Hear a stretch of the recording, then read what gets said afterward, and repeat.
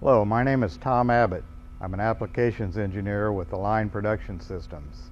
I'm going to talk about our modular air skid system today.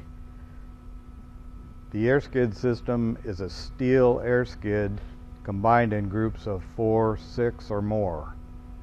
The air skids are typically this configuration. There's a steel framework, a slide-out tray that has has mounted the air bearing, which actually provides the air film movement across the floor.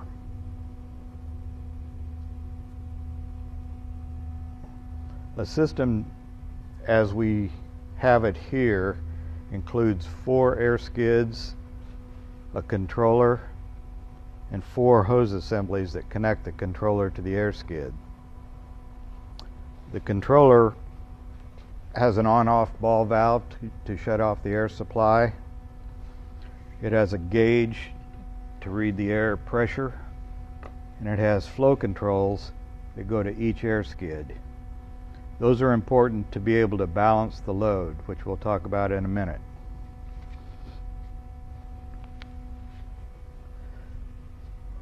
A typical air skid system, when you go to place it under your load, is best to try to keep the center of gravity of the load located between equally spaced air skids.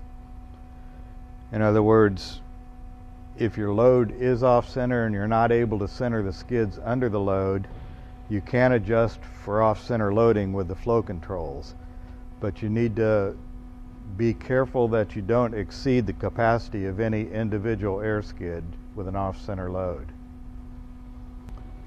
You'll see that we have them placed under this frame under 2 structural members that provide support for the air skid. This is important because it keeps the air skid parallel to the operating surface or the floor. If it were centered under only 1 structural member, it would tend to tip whenever you inflate the air bearings, and that's something we want to guard against. It is possible to locate under 1 structural member if you meet the minimum contact requirements as shown in each air skid specification sheet, but it would need to be centered directly on the air skid. The system components connect together with quick disconnect fittings that plug onto the controller and onto the air skid.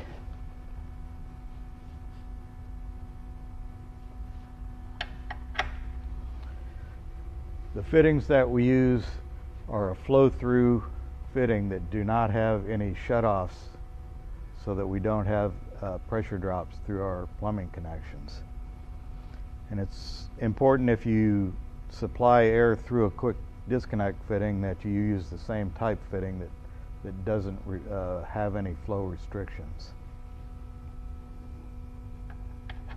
We're going to do a practical demonstration of an air flotation system using the arrangement that we discussed earlier. It's always best whenever you move with the air bearings to have a spotter, at least 1 spotter, to ensure for safety standpoint that you're clear of any obstructions or personnel. So Michael's going to be our safety spotter for this move. It's important whenever you make the move to communicate with everyone involved, to let them know that you're going to do every step of the operation as far as turning the air on, moving, and shutting the air back off. When you first energize your system, it's best to open the flow controls an equal number of turns.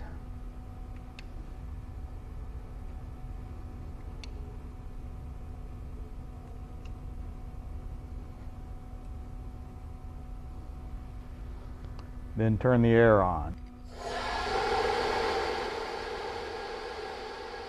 Once you're floating, then you can adjust each individual flow control to maintain the same floating height on the air skid.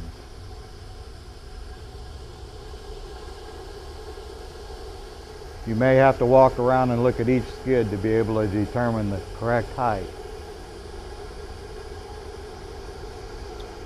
At that point, you can use the main on-off ball valve to control the system. So at this point, we're going to just move a few feet to show you a demonstration of typically how it will operate. Are we ready? Yes. Okay, I'm turning the air on.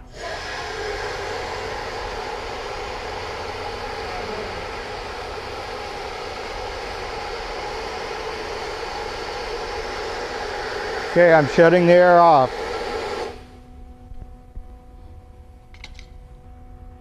That concludes this video. For more information on the air skid system, please consult your operator's manual or airfloat.com for more information.